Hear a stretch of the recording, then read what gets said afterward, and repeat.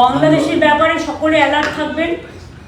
আর এসপিদের আমি বলবো প্রত্যেকে অ্যালার্ট থাকবেন যাতে ফেক ভিডিও না ছাড়তে পারে। আমার কাছে অনেকগুলো ফেক ভিডিও অলরেডি এসছে যাতে কমিউনাল টেনশন ক্রিয়েট করছে একটা পলিটিক্যাল পার্টি। বলেছেন ফেক ভিডিও ছড়াবেন না। ইনার নাম নিক্সন হালদার, বাংলাদেশের বরিশালের পিরোজপুরে বাড়ি। একে কেউ ডেকে আনি, হিন্দু বলে পালিয়ে এসে কলকাতার রাস্তায় ঘুরে বেড়াচ্ছে। আমি ডিজিকে সেগুলো এক্ষুনি ফরওয়ার্ড করবো। আমি বিভিন্ন সংবাদ মাধ্যমের মাধ্যমে পেয়েছি। থ্যাঙ্কস টু দেম যে তারাই মেটেরিয়ালসটা আমাদের পাঠিয়েছেন বলে। এই ধরনের লক্ষ্য রাখুন কারা ফেক ভিডিও করছে। ঘটনাগুলো ঘটেইনি, যে ঘটনা ঘটেছে তার নিন্দা করি আমরা কাউকে সাপোর্ট দিই না। আমরা মনে করি সব সম্প্রদায়ের তার নিজের ধর্ম পালন করার অধিকার আছে, উৎসব সবার। আমরা সাম্প্রদায়িক সম্প্রীতি সংহতি সব মেনে চলি, কিন্তু আমরা চাই না কেউ কারোর উপর অত্যাচার করুক। দেশটা আমাদের সবার, এটা মাথায় রাখতে হবে।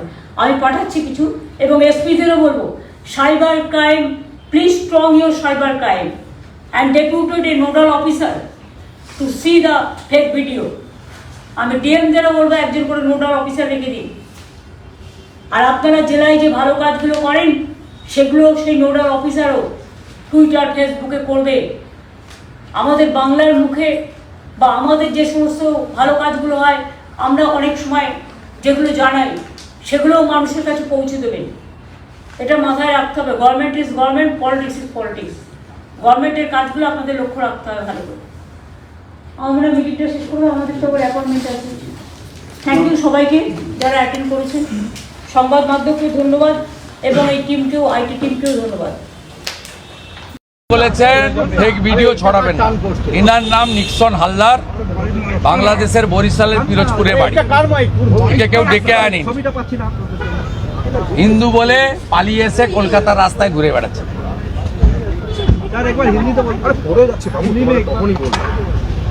देखिए, इनका नाम है mister Nixon Haldar, original resident Barishal, Firozpur near Barisal.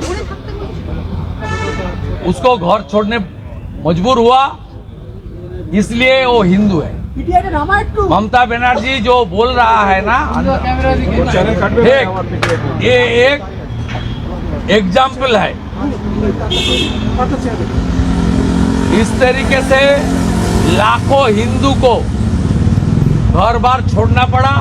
जो हिंदू उधर है घर के अंदर रहना उसको पड़ रही है, निकलने का इजाजत नहीं है।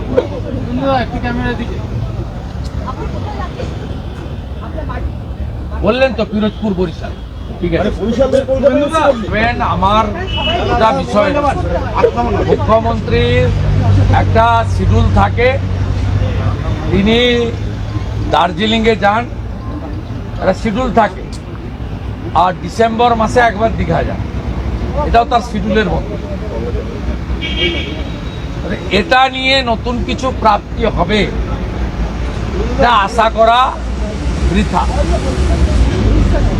অতএব আমরা প্রত্যাশাও করি না, কারণ এই মুখ্যমন্ত্রী গত 4 মাস আগে লোকসভা নির্বাচনে ওই জেলা উনাকে রিজেক্ট করেছে। উনি আমার বাড়ির পাশ দিয়ে হেঁটেছেন 5 কিলোমিটার, সভা করেছেন একাধিক, ওনার ভাইপোও গিয়ে সভা করেছেন, হেঁটেছেন তমলুকে। ওই জেলাতে উনি বলেছিলেন আমি অধিকারীর চোখ দিয়ে দেখতাম, অধিকারী মুক্ত করুন।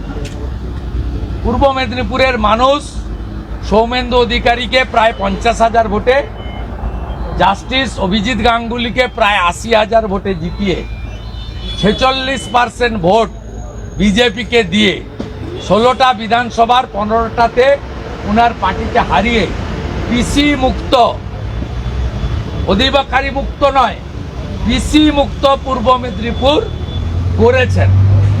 তাই তিনি একবার কেন 100 বার গেলেও কোনো লাভ হবে না। 26-এ ওই জেলা থেকে 16টা আসন নরেন্দ্র মোদীজিকে ওখানকার মানুষ দেবে, তার প্রস্তুত হয়ে বসে আছে।